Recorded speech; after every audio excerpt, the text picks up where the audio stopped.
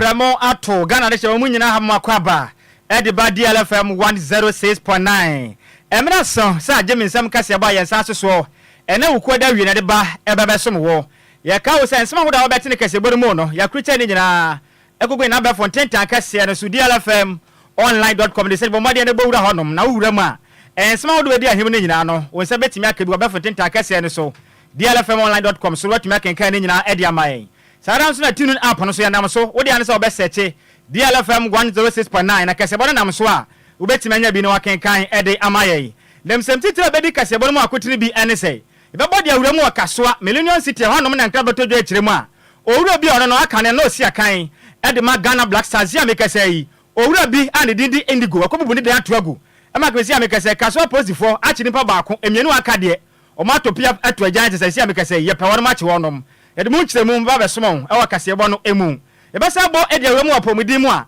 na opening pa on no da eye National Health Insurance Authority ano ne den ade da Costa Aboaje wakase akire mu a omugu so anhyehye pa betimi abo no my Ghana nyare wa hodo aye krankra je se edum pempenso bi a enipa ntumi enkuntua se mba beboa e ma Ghana Health Insurance for no se National Health Insurance card no etunya beboa ma beyi sa nyare wa we nyina e de afri e honom sana sana Ghana man penna danka kufuado wakase akire mu a ebibi man ana afin so South Korea man no se de ye ne wo mo edi ehimpa ka bo mu nyame ne mu kure ni eboa pa de senti ne yenkwaso a ne ye ne wo mo embo adwuma ye besa body awura mu wo yisi aso e o makase akire mu a o bodi se bi ba bonten se transfer vote no se se wodo wa ekwaso na nya de akoma kwan na party agent biara tumi agbo awura mu na se amekasa yi o mo mo ka bie wom adinkita ho ma se amekasa o ma kire mu se de atia bia akona na wukwada kwai wo ye party bia ma agent o mo made nkopie mo yisi aso ye na transfer vote no ontumi kwa no nkoginam no ontumi nkodi dwuma efa mo amanyoku no silence na eya SCC for adwumayefo akasa ekire mu a enema no mperifo maden empa managing director e de ma no mu kire mu a o mo mpa free say ase wo do mde do dwuma na practice ni senti ade mo pene so mbabo maden ato ahye ne bi de agu adwuma num na nya de mo pa enema eya deputy managing director ne de wanum emfa nya hwe wei ene self be na account ba so say agimi sem kase bo e wo DLFM 106.9 miamba ko ne kwantre kro e de kase bo ba so wo no e dia meje so eye Nhyiraba Kwadwo Sammy bi mi twan ho sema na me ba me de kase bo ne kire mo ankasa e ba so mo DL News.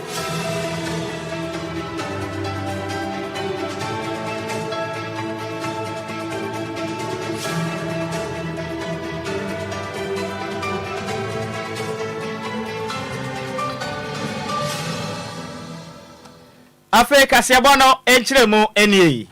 yehye kasebo na se enfan free mantanum meche central region ye body awremu wakaso ne mpatamu lesi amekasai eye Millennium City District Police Command o ma chi nipa baako afin su nipa mienu e ka ho de America 10 tempo mu nyina dwana baabi dia fa aye nsampi na nkra ni nyina akiremu a sa nipa werenum aba moden ekobubu eye Ghana Blaster ye player aka ne obi ana kosi akan adema Ghana Blaster ni din adikisi boaten na onipa yi ayade wasidan kama pa wo kiremu sei eda we no okokosi ye ewa kaso Millennium City aso oboa se be ebetimi aboa no na busua enya baabi de omutira to nanso enipa bonfo a omoye langasefo ekobuda ni nyina to agu a we esie Ogomwa East district a enenesha eya finfi mantam no ase na kusi boaten akasa na o kiremu sei ensam we ye akoso na sase na nkasa no okoto difri eye Ogomwa nyanya no ahemfo nchen awa 2015 no tumi kokoto asase wei ona register asase no wa Lands Commission fo aso eye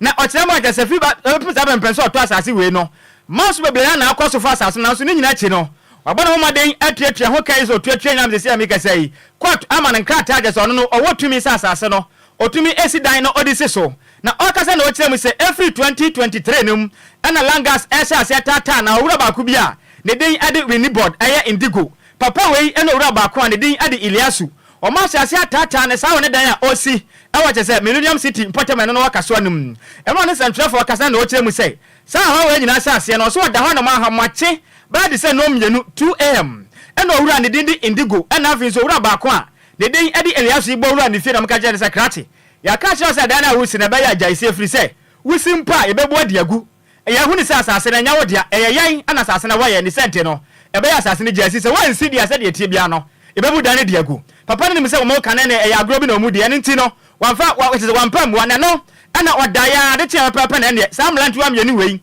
akwa first excavators abeduru ni fie ni nyina na afin so pempima ye wa watwade afa edan ne ho nyina no omaduru ni nyina to agu baabi kra opani kasa na wo kire mu say IGP ana Ghana police fo no perform ka biegwo mu na ne anim yin wamma modern say salan gas fo a wonu mukutia adansi fo o man Ghana mu no womatumi ako atola o ma se free say enema hodo wa yakwaso so obi benya sika na obayire ne ho ana na se de Ghana setira ya den na watumi asifie so one na yire na busua betimi anya baabi do mu tirato na kroba ne befam na hya de nsem anya yempo se dan nka esiwasase su pa fa ne kopia mu okotwe na kamera ene ni so wanka ta befa tumi de hya wonsem akwa excavators na beduru dan na de agu dan nyammianim ne kurani odwene ho ne onte ase consent no IGP ene Ghana police for ene perifo do mo ka biegwo mu no omo ka bi enfama no emra ne samtrafo edi nkomo no emu kiremu enie ohene a ebetimi de asase minim se asase no apart from ahemfo ene omo a omato asase no metimi ato ama no ene ye dey ebetimi ade asase na ma ndego ni masase mu hwe nti no mesre IGP ekwan a ofa so a otimi ni mekasa asa wo police station sese mbesi dan a obeba bebu no a otimi ba masase so without my consent no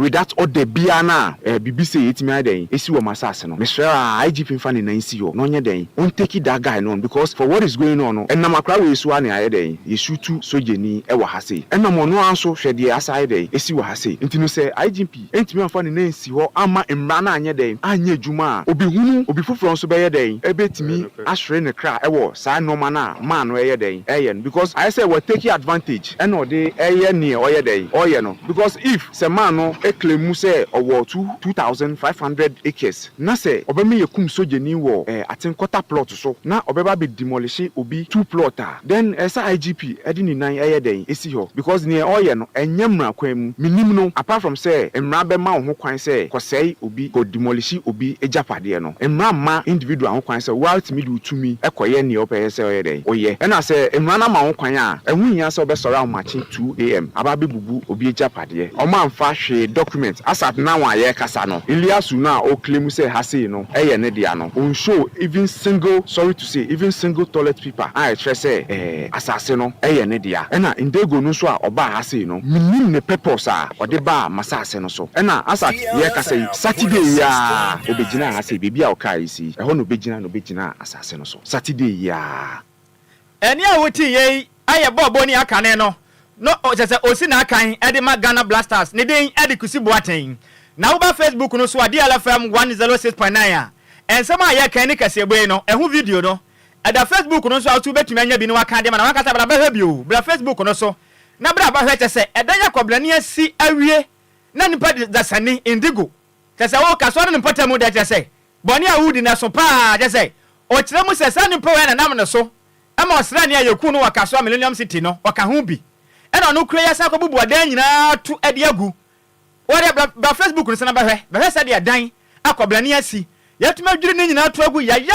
waka so Millennium City awra ho na no wati ana opani ono so ya ne caretaker je so ono na hwe efie ho no made ma no ono kura se ne dwuma yani ne din Ken ata ono so kasa ya kire mu se ensam na sene ha dwen ye pafiri se sa indigo we ba fre be bo mo trene se eda no manya asia obadwini nyina tu agu nanso ampara papa ka ye no ode osade ya yonti no sa anamo na o matuo no protofo mram no mebua wo no so kasa ye no emu nkire mu ni ne ye ka che no nko na obenwiabo asefo nche osanso bo the authority bad na no ma no authority do ye den onye okona na oman krado ho mana na asma ne boys de o meye den o meye okọ asma so fa asma ne boys ne workers no so bad onye edwuma enti oba mo ba ye edwuma o ye edwuma ni nyina no obiara anye den enyiniti enti nyam ye nyima ne ho anadwo be se 2 o'clock na me boy frem ka kire me de obubu dan no da membre no me menti ha me wonyanya no mentumi ye den amba enti me flat taxi na me yeden me ba before na mbedu anu wa yeden wa say nyama ne nyina no na chi no so no yenya threaten ina ade wo ha mo me ye weka am me ye adwuma ha mo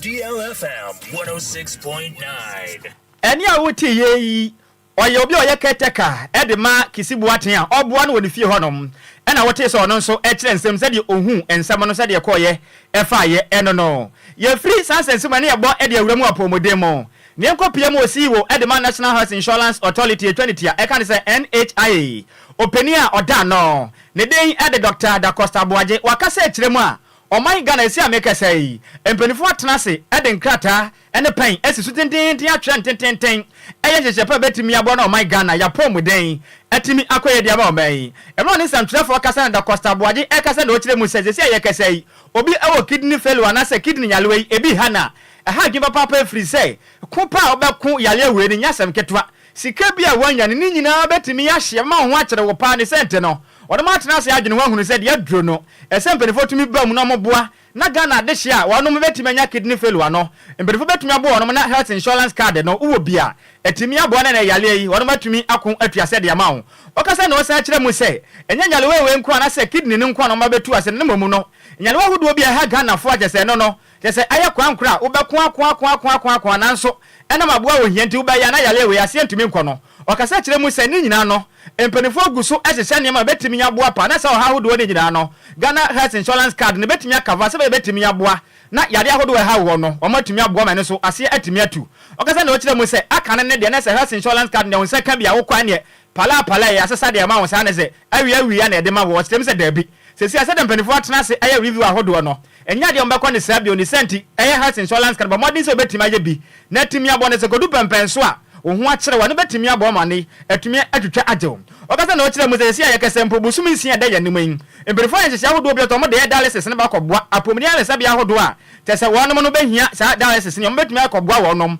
ma ne matimi akoye de ma wonom ntino Ghana fo nyina mamɔden se betimi de ho ahyɛ health insurance card ne yetimi akɔgye bi na aboa se bɛyɛ enipa ahodo bi a tese wonom no nyale ahodo ekutia wonom no omatumi anyoma yale sa ɛwɔ mra wonom ekita health insurance card na muntumi entua hwe okasa na o se ahyem se ya kese emperifo ya hyehyɛ se wo ya abofra wo no wunnimu emfie du nwɔtwe a sese ya kese wo yare na se wonya kidney failure na kwa koda dialysis so de ya woni haw wontua ka pre once dimpo unya de abetua bi afi so yo opani a wo no wadu abrom finja na by the side osia 60 years ya konso a won so wontua bi every dream bosumi kopem eye December bosom na de sa ne ma no nyina ya de ababekwa ma Ghana de hia wonum ekura health insurance card ne sent ni Ghana fo nyina yefa ya hunhyem ne yenkoye bi sebe ene ma betimi aboa na yenso ekobasa yale kwankro bi beto ye nipadua mu a yetimi akon atuase emo penya ne din da Costa Boaje ekasa no emu enchiremu enie. It may even be expanded, but the point I want to make is that it may be expanded to other chronic diseases, not only kidney diseases, because we are looking at it in totality. Not, I believe that after 6 months there will be a comprehensive plan. So now currently the actuarial studies, as you said, is obviously ongoing. And see, the key point is kidney disease is not the only chronic disease in this country. Okay, there are a lot more. So do you say that you are focusing on only obviously the kidney disease, or you are looking at it holistically in terms of other chronic diseases? So my advice, of which government knows about this, of which we are working together, is that we should look at it in totality. The whole chronic, how do we fund chronic diseases, including dialysis? Not only that, how do we start from the basis by introducing something that will reduce these chronic diseases and the cost burden? So the National Health Insurance Scheme, by next month, will be rolling out what we call the preventive health care as part of the claims budget. The reason being that we cannot have a disease national health insurance scheme. So far, since its inception, we have been focusing on curative and services, preventive, because that is the only way you can reduce your cost burden. And you can look across the world. Preventive health care is an integral part of the healthcare delivery. So what is happening is that we will use this as learning to obviously see what we can do. By that time, the actuarials would have been ready. But what I know is that government do have a comprehensive plan. So government do have a comprehensive plan that government will announce. It may even be expanded. It's not only to be continued. It may even be expanded. But the point I want to make is that it may be expanded to other chronic diseases, not only kidney diseases, because we are looking at it in totality, not for only kidney or renal diseases. DLFM 106.9. Any awuti ye CEO Edema National Health Insurance Authority for no. Nedei ade Dr. Da Costa Aboaje. Yegusua ejinamo awa pomode ensemu a. Na yabo ede awuramu awa soye a wono de omo ye committee a. Wono mo hwe ya pomode so amesebedwam. Sesi ameka sai omo akwa setena ejiremu a oman Ghana. Ekapa eda honom edema health insurance no. ano de pa ne senti se ya bia duro no health insurance na akami akoye se eya to ajeje ma ne santi ne senti asore hwe o man Ghana yesi kasem so me kire health na say health ministry no na say finance ministry no wo mo modern say ka hodo o no mo de eya health insurance authority for no wo first kan come say be timi aboa na ni e ka hodo o mo de wo no mo no o mo say enya scan bi na mo de aboa no ho bra wo kasa na wo mo cheme say sia me kasa yi aban adeka 2.4 billion na say Ghana citizens sika we no enya sika to akra na Ghana for ana say health insurance authority for no o mo say ka sika we ya betimi abobra pa ma jesa card no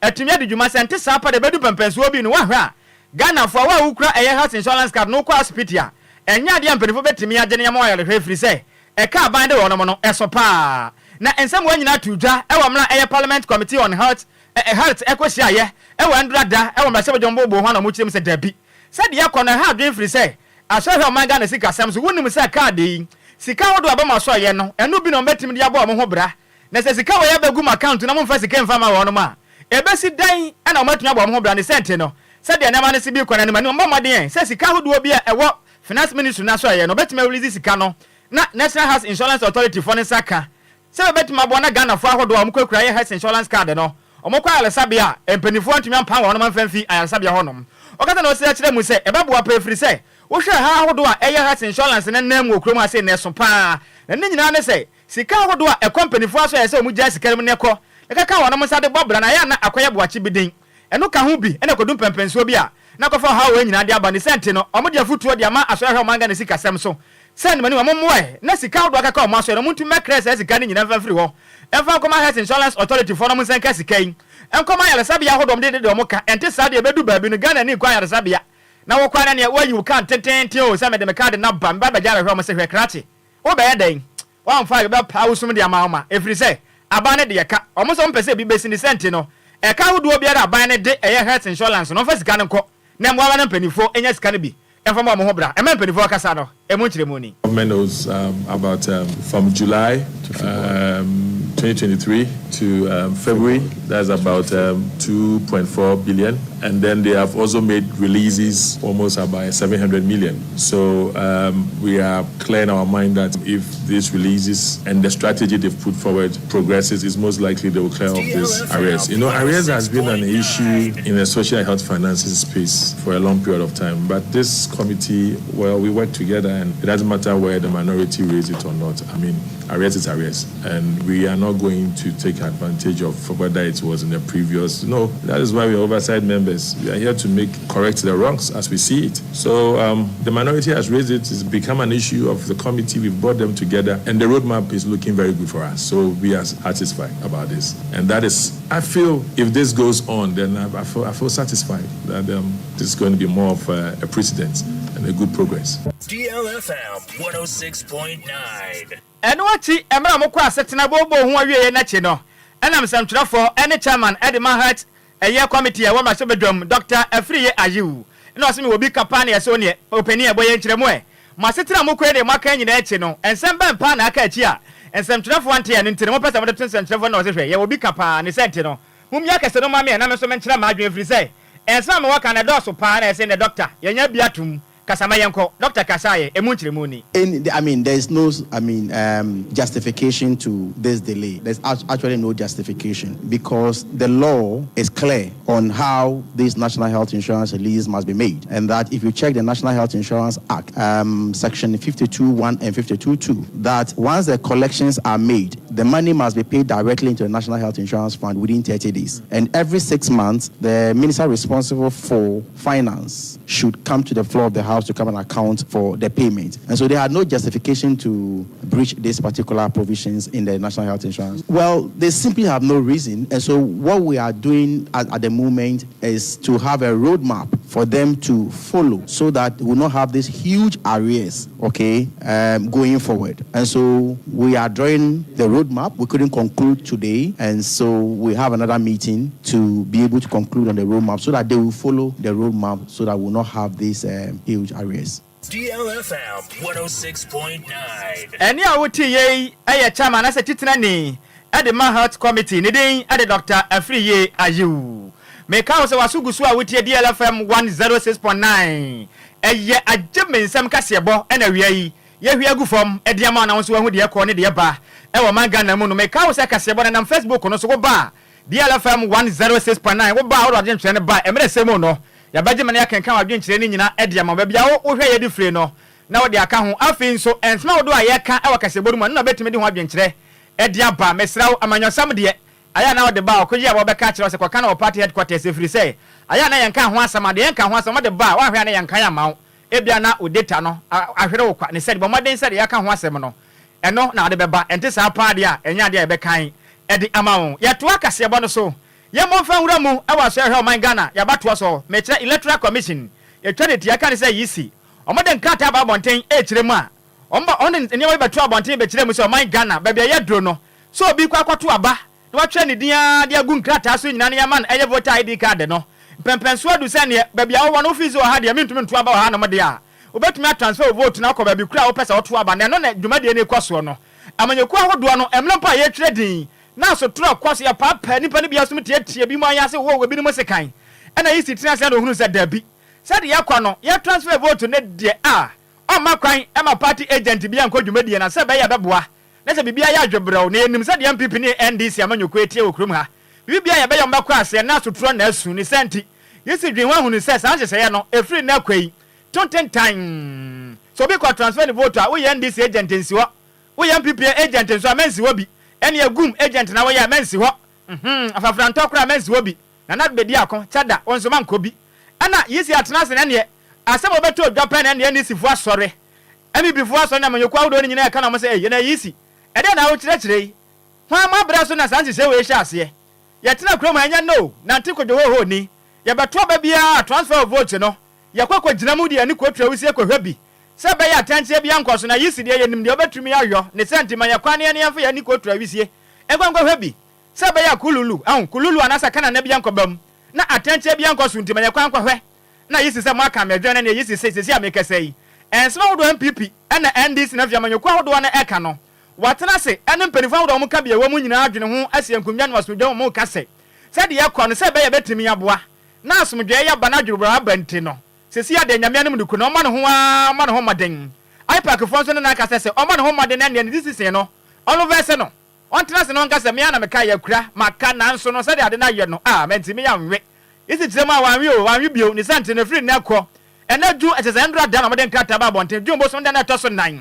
ena yisi panimpa on deputy director of research monitoring and evaluation fretete ena oba amane na wo tire mu sesi amekasai yisi tire ma na mo otu ye no wasesa na adwen akura wasemaka na so menweye o tire ma sa na mo na otu ye no enya de be ya adwuma ne eya adwuma tena ne sentin krata ne tire mu se oba Facebook no so a DLFM 106.9 ayade a press release am de ban na da to Facebook no so oba wo so betima nya bi no wakenkan na wa hu nsema hodo a wo mu ni nyina na yisi esa kasa e tire mu se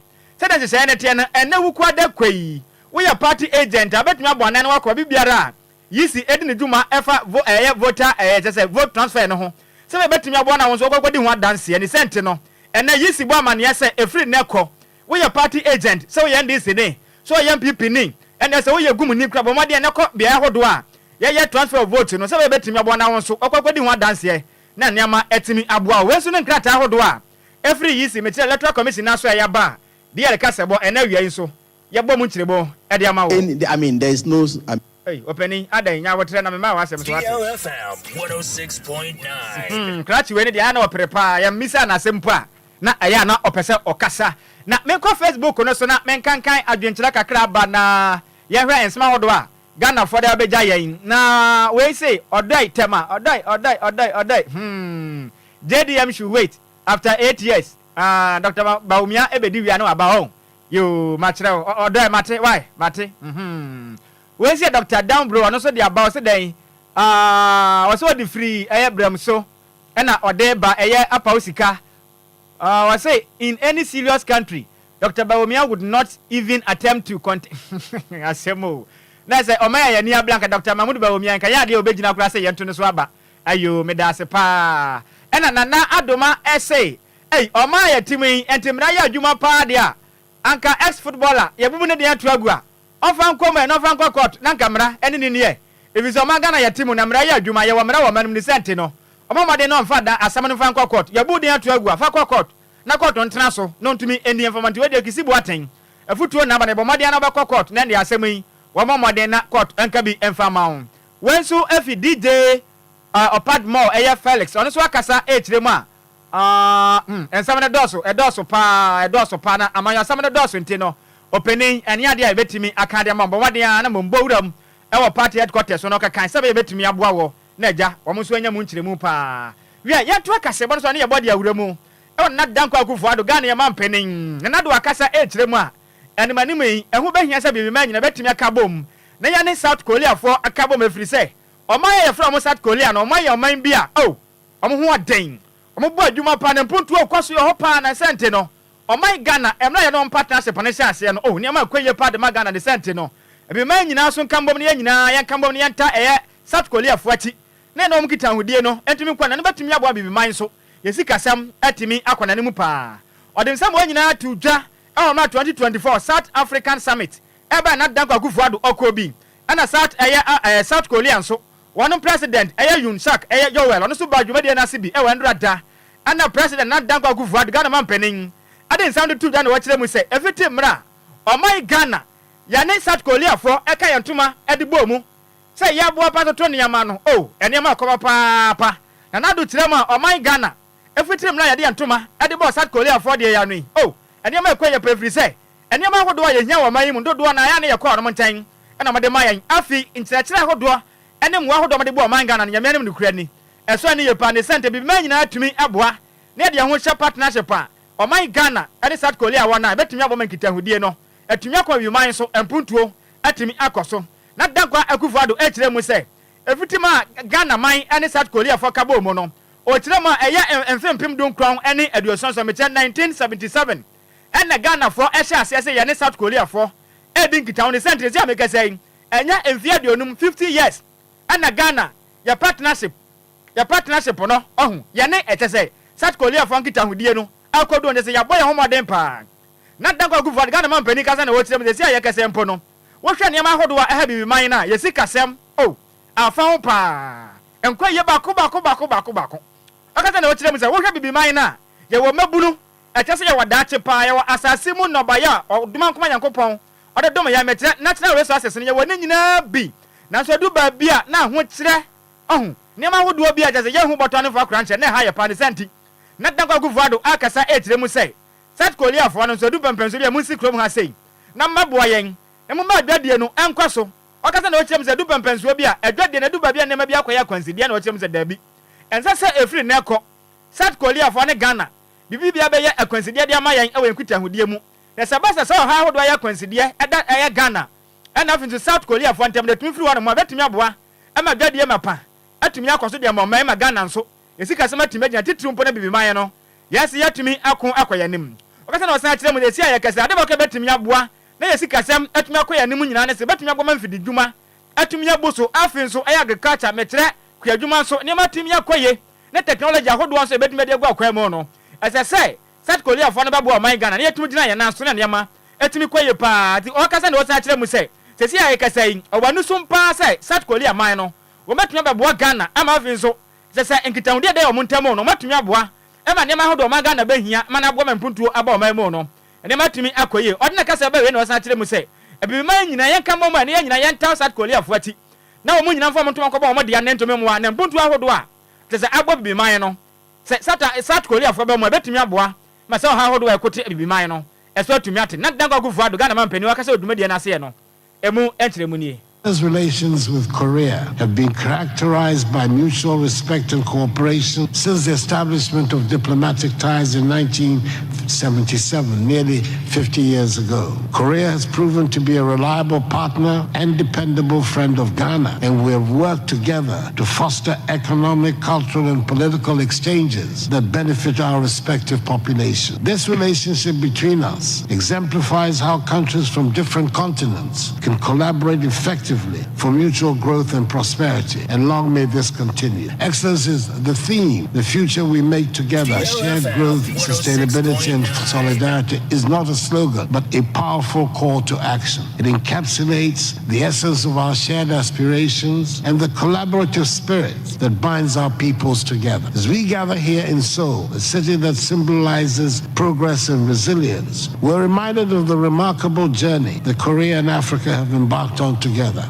Our partnership, rooted in mutual respect and common goals, has the potential to shape a future that is prosperous, sustainable, and inclusive for all. Shared growth should be the first pillar and cornerstone of our collective prosperity. Africa, with its abundant natural resources, youthful population, and burgeoning markets, presents unparalleled opportunities for economic collaboration. Korea's outstanding technological advancements and expertise in various sectors offer a valuable complement to Africa's growth trajectory. By fostering trade, investment, and innovation, we can create a relationship of synergy that benefits both regions. In recent years, we've witnessed significant progress in economic cooperation between Korea and Africa. Trade volumes have increased, and joint ventures in key sectors such as manufacturing, agriculture, and information technology have flourished. However, there's still much work to be done. We must continue to remove barriers to trade, enhance infrastructure, and promote knowledge exchange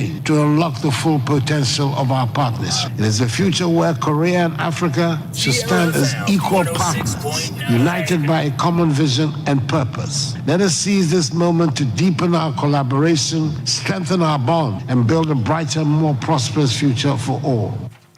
Eni awoti ye ya my Ghana ya mampene nana adodankwa Akufo-Addo ene enono yatwa DR agime nsam kase ba no so a na yabo ede awuramu ewa adwumayefo mu de omudwuma ede Master Transport Corporation aye twanitia e kan se STC wono makasa e kire manimanimai omo mpanifo aye hyehye so mabe momaden apaw eye third deputy managing director ese o maboa no toto ne ma na STC Metia Transport Area Corporation no entimi nya ne naso na ne ntimi koye fama wo na adwumayefo no se dabi hwe na mo pese mo mi se yada na mo fi se so okrom ha sei adwuma na ya na nkasa na se mo keza mo kire ma adwuma na nkasa no egu STC adwuma no aya basa basa na mo kire ma dodo na ya dada basa ni bi wana na kwa te kafre kwadwo sa aduba bi mpo na kwasa asi kwan so o se mpanifo se no na hu hia mo ana third managing director oba bedi dwuma ben Debad no management be na odeba every say adwuma na nkasa no mu no ugu debad pa na nipa ne baba oba ba management wo ni sente omo se dabi omo ntia se akra adwumayefo ye kire mo already na nkasa no omo two deputies two deputies managing directors no mo wo eno na doso third one de braba na baba bo ni sente omo kire mo a ono mo ntia se omo kasa na mo se kire mo de se ameka sai e kapa da ho no mo no enya kakuma mo kire mo aye 6 million Ghana cedis aye ka da ho no ma saka we no eson pa de so mboma ne kwato to basa sahudo no bebere de ba na STC adwuma ko na efefefe letumi bo adwuma de ma oman Ghana fo se ba Ghana fo nyina betumi patronage STC basa no na matumi akoye e de ma oman na hu hia na se na mpanifo ahodo mo da eye STC adwuma ko na no ana hu hia mo na se ne de hia mo mom aya third deputy je se managing director na hia mo na se oman ma dwen se oman no anya de STC no manage ho omo kasa na mutem de se aya kasa basa sahudo mo oman Ghana mo no 145 buses oha ene de nanum na mo wosi okasa no o kire mu se emu maako 39 te se edia san kron pe na ye adwuma se no eye papa de aka ni nya ye bonga lat o kire ma buses ahodo aka eduko kumase tamare ebi kokwa je se la Côte d'Ivoire nyina o kire ma je se no nyina na ye dodo wura atete apansam etu wisie pa nya sem kuma o se one de sempanifo na hu hia wo no na je se ne de ni ma hodo asase no de nya de amodwen ho na third deputy day managing director o say de day empanifo nimpa na mo adwene say wa mo mpena mo de sa third deputy director na bade a o mba bo adwuma na talk ba bi o mo nkwa adwuma bi afiri say o ma hunu say empanifo no o mo nya ma de mba boa MSTC adwuma kuo no etimi akonanim o mo kasa na mo kire mo say du ba bi mpa senate sika do say mo tua ma adwuma yefo no ba pem sam na ye kasa yi wo mo kire mo anya de empanifo to mi tua sika no so mote se sia mate sika ni nyina na so nya de a mo tua o kire mo sika ba 6 million ana matete ya sika ni nyina entumi kogu account ma jase ne obi ya STC no di ni dwuma wa no ma mpanifo mo di o dwuma awo STC corporation no aso ya ne nya de o betumi anya sika o me wakwa ahumujem de okwa ahumujem wa hwe o na busua de wa hwe kwampa na beku wonom o mo chi mata se we na hu nya mpanifo na mo nya se enne tena mo pe third deputy dan managing director mo so mo mpe ne empel chane center mo nya se nde sa pa na o ye cheche no me o man Ghana dem tia no na o mo kasa no emu nchire mu enie. We think this is taking a toll on the finances of the company. The little that will come to the staff, you see, you can imagine if you work for 30 years in the company, you are going on retirement, and you go home 2-3 years, your retirement benefit has not been paid to you. What we need currently is buses. If we have the buses, we'll be able to pay ourselves for it. But without the buses, what is the deputy managing director coming to do? What is she coming to manage? For about 6 million Ghana cedis, that should go to Senate is not going. And if you go on retirement in STC, there is some lump sum that STC will have to give to you as a retirement package. You go on retirement 2-3 years, you will not receive those retirement packages. Ranging from buses that we are using, that is operational buses. There are very few, and this situation has brought financial strain on the company. Out of over 140 to 150 buses, currently roadworthy buses are about 39 to 40. And see that the fleets have dwindled completely. And with all these difficulties, coupled with other staff benefits that the company cannot meet, and we need buses so that we can be able to work, and then the company will be able to pay all this backlog. But to our surprise, we heard that a new deputy managing director is coming. Before then, the 3 deputy managing directors that the company currently have, the staff are not happy with it because it has put a financial strain on the company. And if one of them is going, we think it's a relief so that those monies can be used to at least channel towards the payment of this backlog that we are talking about. And if there is anything that the staff of STC need currently, it is buses, not a deputy managing director. What is she coming to manage? DLFM 106.9. Eni a woti yei aya adwumayefo a wono do modwuma e wo STC adwumakro no aso na mo kire mu sei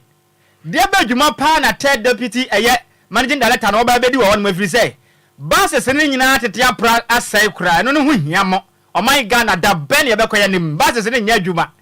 na mo pe third deputy managing director brebe na obebo de ba do oba betena se no manage o mo kire mu ansem we no o mo dwene ho a o mo ntia se kura we ni nsema hodo nso a every STC adwuma yafo no aso ye de ba de kasebo ye bo akede man kasebo no empenifo ase ye dem ba ko penti no eye official. It's official. DLFM 106.9. Minko Facebook no so na men ka adwenkyera Ghana de hye abode awuram no de abesom yen we free of akay odi free eye ne open station circle ahonum no di free say dey amayosam na adwama hama, and then this issue focus on their campaign and stop the attacking electoral commission. Ayo yate pa we see fantastic Wilberforce also so the free say we assignment so also a good mate is a mate who says sorry to passengers. Yate pa mate papa and otumi ka kire say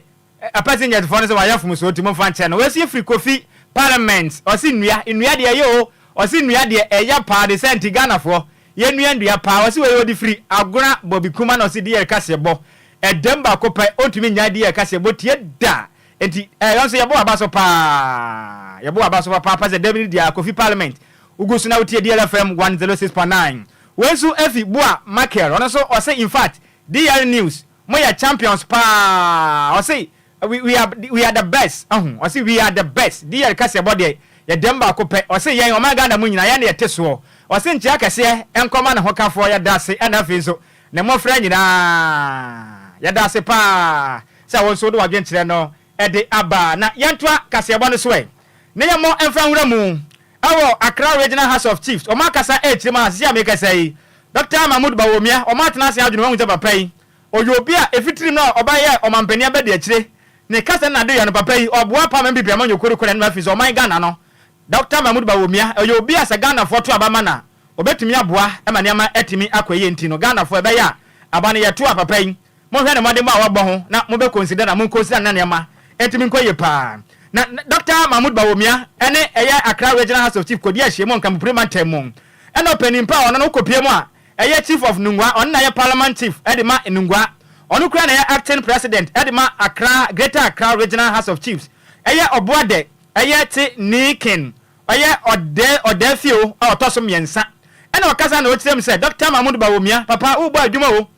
adwuma pa ne send koso na bo adwuma na nsema hodo na mo a wutu no ye ne senti yete eche ne ye hwe obomode na bo adwuma de na mom se Ghana fo de utuma ne se de wo keka won nsem no se Ghana fo to masum de ye bia na ba yato ama ne senti wo chima Dr. Mahmoud Bawomia no oguso wo bo adwuma den pa What was I telling you about me? I said, "Na ho brasie." And na dey tie na papa we wabotra pa ne senti. O safa tesa Ghana akunwa no se Ghana fo beto ama ne de a. Ono so otumi akunwa no bi. Em na wakasa no, emu nkyere mu ni. Vehicles. It will be appreciated if these challenges and problems facing our councils shall be addressed as soon as possible for them to discharge their duties selflessly. Ending our submission, we wish to quote our selfless admonition to you. Maintain the selfless leader you are and let it reflect in your apprentice someday when you become the President of the Republic of Ghana. Your work has already been evaluated as a person. Your intellectual abilities, what you have achieved before and intend to achieve as a fellow, and to the political party you represent, and for Ghana as a whole, is what Ghanaians are looking at to cast their votes. We wish you good luck in all your endeavors. DLFM 106.9. And watching an answer to the Muso, the Adron, Dr. Mahmoud Bawumia, Ocean and Home Farmer Viti Mandan Danko Kufuado. About Madan, a pound or so mechanomebua and Memuino. One more teacher, and I'm when he say young one with a Dr. Mahmoud Bawumia. Who bought you mapa every say? Ocean not Danko Kufuado, Memoya, Obuya. And then a wire tenant in our home Brasia Panisenti. Said the wow can one some say it is possible. No, I'm soon to say possible, so one so. Ghana Kunya, you bet me be. This is the test we will want to see whether you will fail or pass. We shall all be watching you from a distance. You are not counted among veteran politicians, but you have had the privilege of working with one in the person of the President, His Excellency Nana Addo Akufo-Addo. With your unique abilities and vision, coupled with the rich experience you've had in governance so far, you can make a huge positive difference in our political leadership. It is possible. DLFM 106.9. Any awoti ayo hene papa ono na otia kwanwa so wo eye nungwa ono kreya ono acting president at the Greater Accra Regional House of Chiefs ne den at the obodete eye nikin odafio a otoso miensa ene na awoti ye to akase ebo no so ane ye bo at the awuramu e wa sante mantanum no my Ghana sesi America say adwadie ene adeto ehwo ayensam pi na bia be fa bia o man Ghana mu na dwadifo akire ma ene ma boa ye den jese okwa akwato anwa a jese wokwa sika de bako no untimi nto bio afin so emo na wo to ajeze mechira rice untimi nto ohun afin so marka aja kofitera osore no pa na oba adwuma obo no moden an otwa bi na se waye team pampa na de kakra de agum se so na aja eni na ye pika ohun mi amadafo ba ko pe eyi Lydia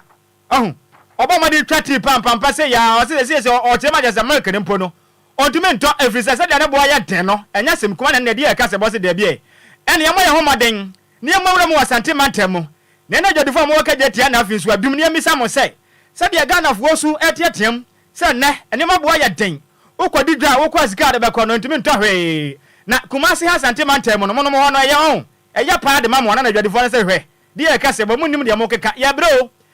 papa ene okoto mo one back 1000 Ghana cedis de chia ba ko no na ne nam 2000 o mo kyerem say inflation no say de Ghana esika sama yesese no yesidi no just dollars na hwe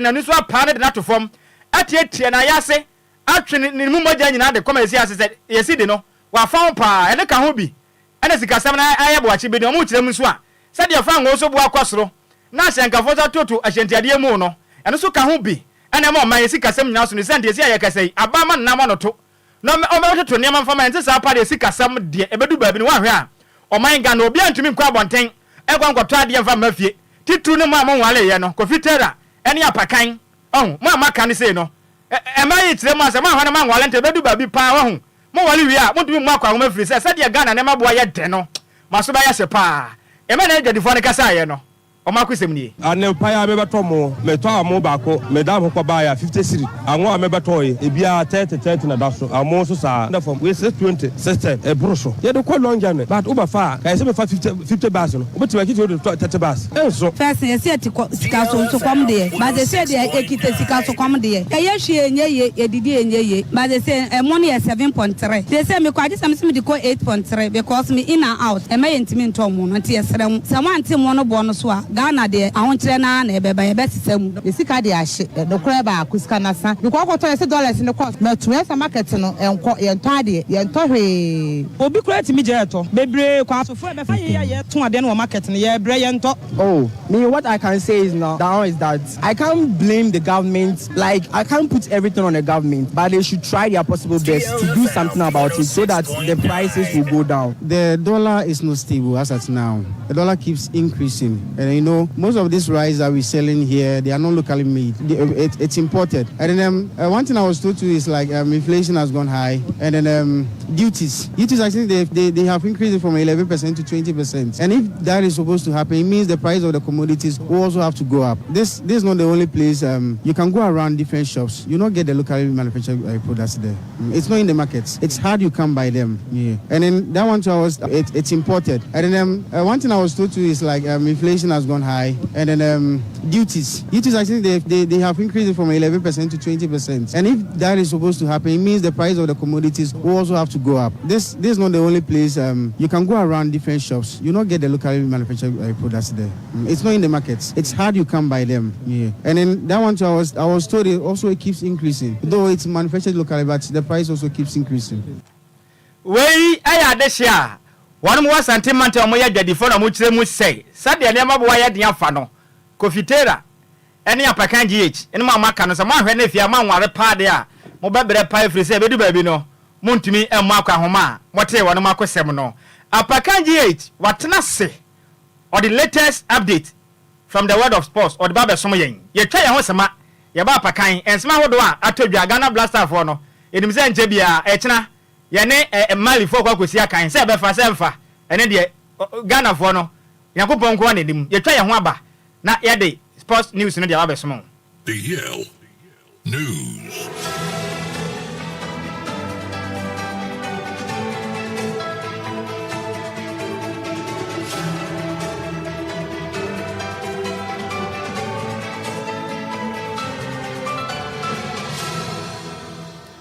Abusia yansamo bibiala ha emo bibiala kwa bamfambra deal 106.9 FM kasafidie so ene ukwada ewia prem to breka sebo so emrewie du sa gudie mu nsama wo so ya boabo no no abusia ye gibre ne ye de bedown na wa gudie mu nso no abusia hu ne ekọ ene ne ba insama would opina and a guyan proso edeba Ghana goodium nsam awa and of course phone close to the latest any exclusives no ya babwa ni nyina no anawie ya baba gibre na yedi adan abusuami amede nsam na ba na di amege so no ya yesu ano de share apakan GH the blessed kinentem so a mention nsam na say emfam fifie emfam de mention say emfam fi the senior national soccer team the Black Stars of Ghana kache 2026 World Cup qualified game beba so nyame admo chna ye ne Mali na de sa game no de buani enwumre no nson ken na sa game no eba so na endra na Black Stars of Ghana etufi Ghana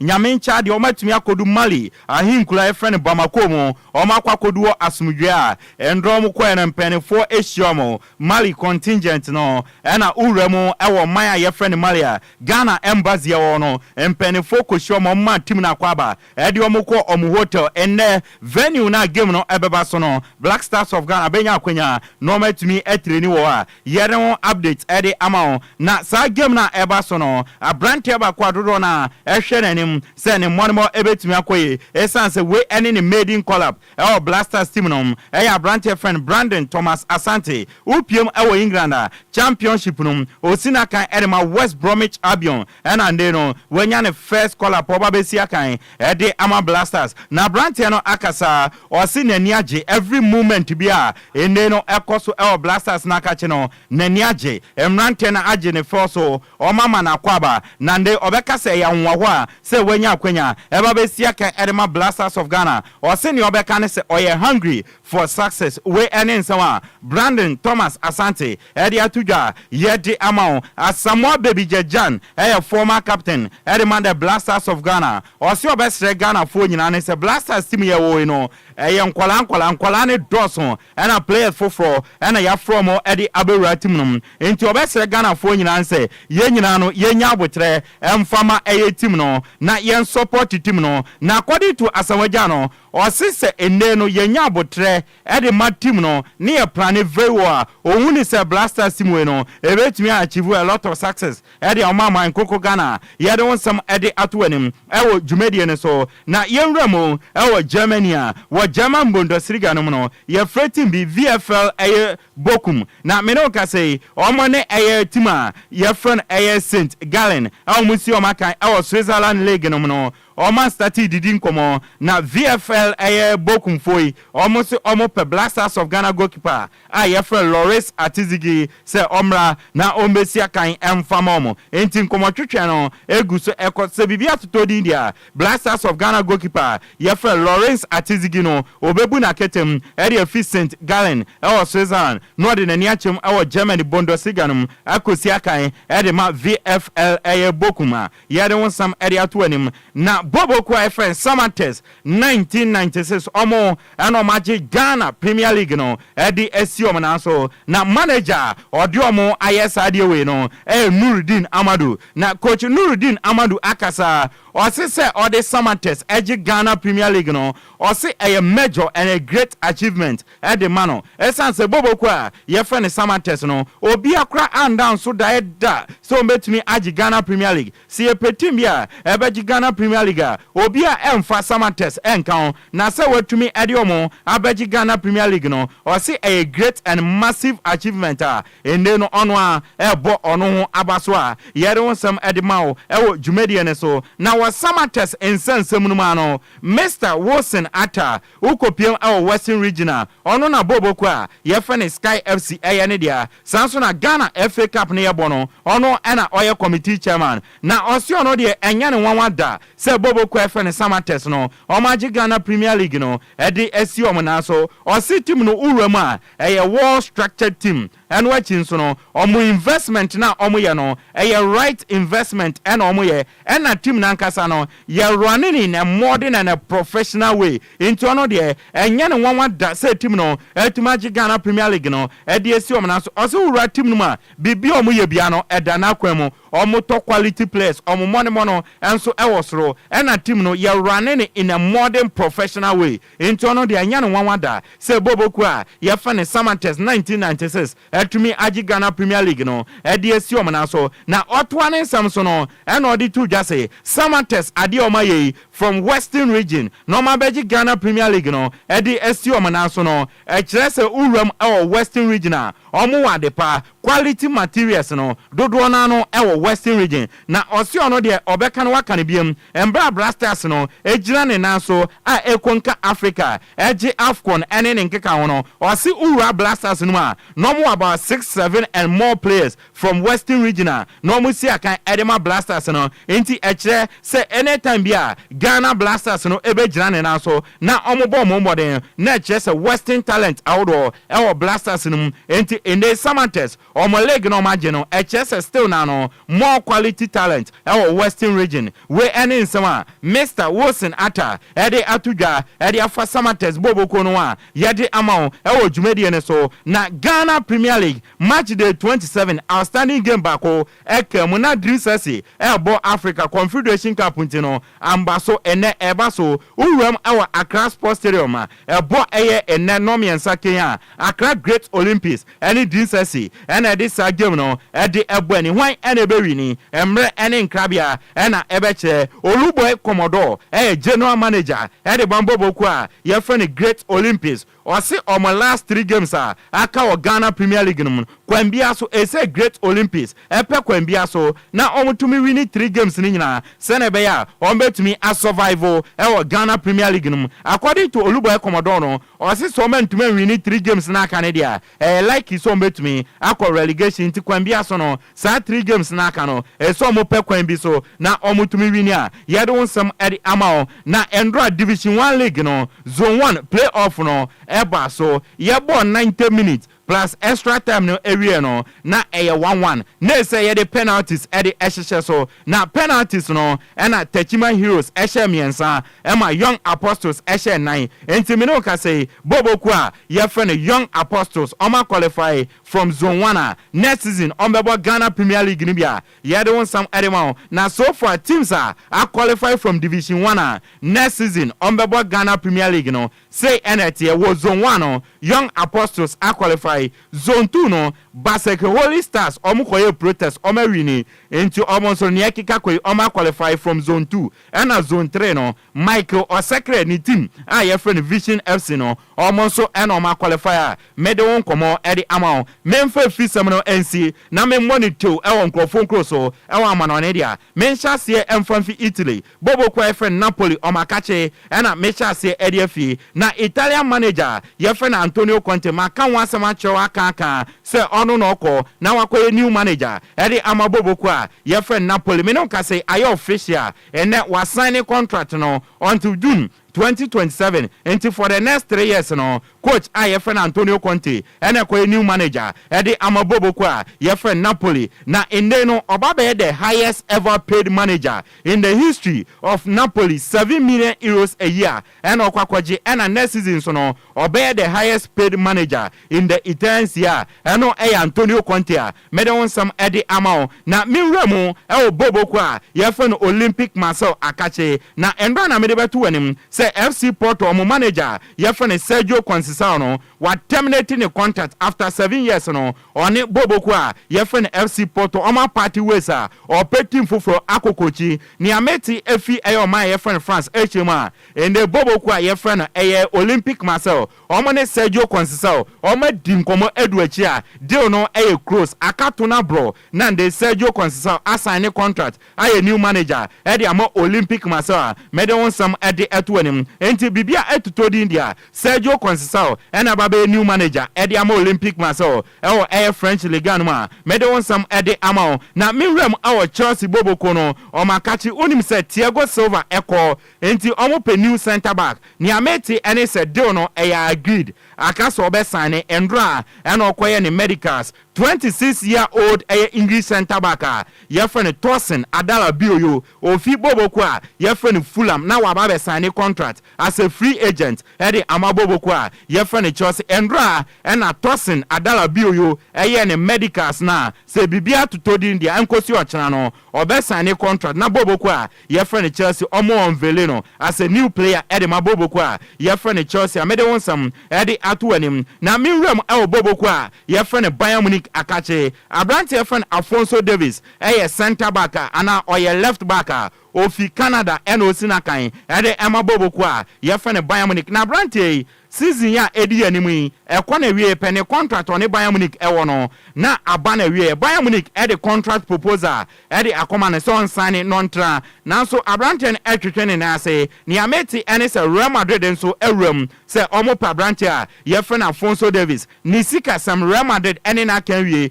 years of contract obe sign no Real Madrid ene na kan wie se bibia to India wan hwe Abrante friend Alfonso Davis nso no obewram Real Madrid akache na wakwa sign contract edi Amaboboko a your friend Real Madrid ni ameti ene se Real Madrid are ready so metu ya 50 million euros edi Bayern Munich no ma Abrante a your friend Alfonso Davis na wabesia kan di amama mede won some edi amount na me sorry so no ene uram Africa World Cup 2026 no qualify games no ebi ebetodwa ebo 4 pm wo group A no Sierra Leone ene Djibouti ebebo wo group B no ebo 4 pm Togo ene South Sudan ebebo wo group H no 4 pm na no Namibia ene Liberia ebebo ena wo group I no 4 pm Central African Republic omone Chad ebebo sa 2 countries way omo Ghana group no ena wo group H no ebo 7 pm Tunisia ene Equatorial Guinea edi ebebo ni ebusia nyina we so na agudie mu nsama ya boabo no edi bre no yemfa ensimi amede agudie mu nsama na edi bai no edi ameje so no eya Yesu ano de hye apakan GH the blessed King Nhyiraba so mo na prapreche ne en sorry so apakan meda se ensima wodo akoso agrupa maso no wodi ni nyina ba besom nyan etiefo we na Ghana de hye na ha no we so ne ebegyina na edi kasebo na sie na kasebo yi aboafo esuo yasene ma yede kasebo besom wo no ɛyɛ Sunday Psalms Consult ɔmo yɛ travel and tour agency misraw tiedi ni yɛ paa ɛyɛ Sunday Psalms Consult wɔn ɔmo yɛ travel and tour agency a wɔn mo boa na nipa a ɔmo yɛ Ghana de hye ɛnɛ sɛ deɛ ɔmo ɛho paapaa yɛmfa na wunya nyanka betu kwan na nso sɛ bɛyɛ betumi anya dwuma ku betumi aboa wo na wonya visa wɔ mra kyɛ sɛ yɛ nna da wonyi sika ndi na betumi aboa na nokura yɛ adwuma no ɛno nti na ma wontumi nkɔ misraw we deɛ ɛkwanya bie bɔmɔde na wonsa ka ɛyɛ Sunday Psalms Consult travel and tour agency for them to me mu a wɔn no ɔmo visa ahodo a wopɛ sɛ wokɔ UK Canada and afin so UAE anase Dubai na wopɛ sɛ wokɔ na ne wokɔ asɛ wokɔ akɔsua de wokɔ akɔyɛ adwuma anase wɔde nsrahwɛ wanya sika ebuso ne sɛ de ayɛ no pɛ sɛ wokɔ gyi wani na ɔba bɔmɔde na wonsa entumi nka ɛyɛ Sunday Psalms Consult for betumi aboa ma ne kyɛ sɛ wani atumi agye pa yɛ no ma de yɛ sɛ yɛ nyɔnko a ɔfa yɛ ne yɛ de sɛ asoroboa no wokɔtɔ krɔ sɛ de yɛteɛ no ɛnka soro da sɛ de betie bɛ betumi afa de ama ne sɛ nti bɔmɔde na sɛ de amanfo da waje usika di no Sunday Psalms Consult no wɔn mo nte saa de biara de bɔmɔden na brɛ yɛahyɛ na brɛ yɛntumi ma visa na wonkɔ UK Canada na afi so ɛyɛ Dubai na wontumi nkɔgye wani na nkɔgye sika papa mmra Ghana mɛbɔ bra ne location ni wɔ Fanko Bar yɛba ɛyɛ asofan yɛbɛn ɛyɛ Wise Park Hotel hɔ no mo na yɛbɛn a yɛdi adwuma betumi afrɛ mpanimfoɔ ɛwɔ 0244 291 546 0244 291 546 email no email ɛyɛ samolowusu 626@gmail.com metrao email address na samolowusu 626@gmail.com bɔmɔden na nsɛm bi a pɛsɛ ɔde ba yɛ so bɔmɔden na twɛ na fato nom no metumi akenka de ma yɛ motto no ɛyɛ connecting dreams with opportunities we ni adwuma ko so yɛ asenen ma yɛ de dear agye nsɛm kɛse bɔ no ɛba som wɔ kofitera ɛbɔ ɔmaden ɛde akɔpie mo Facebook ma wɔn so wunya kɛse wɔ no videos ɛne nyinaa ɛtumi ɛnya behwɛ yɛ mɛnso so amekɔ ne kɔntene kɔde kɛse bɛyɛ som wɔ no ɛdi a megye soɔ ɛyɛ Nhyiraba Kwadwo Sammy bi ma wura mfi so akɔgye abokan the gangster cat ɛna ba ɔmaden ɛsɛ kɛse bɔ ne mu ɛde ba me ɛbɛna me sɔre so ɛne na nadwoa siriki ɔba bɛtena se na wawa ne tua ɛyɛ DL hour ɔde atoa wɔ so ɛnum na nnwom dada a woti bia kyɛ DL nnwom ahodo a woti bia kyɛ paa ne no na ɔde bɛgu akwan mu ma ho de ɛkɔ ne de ɛba ɔman Ghana mu ɛde mmom bia mo ɛne tia adehye DL News.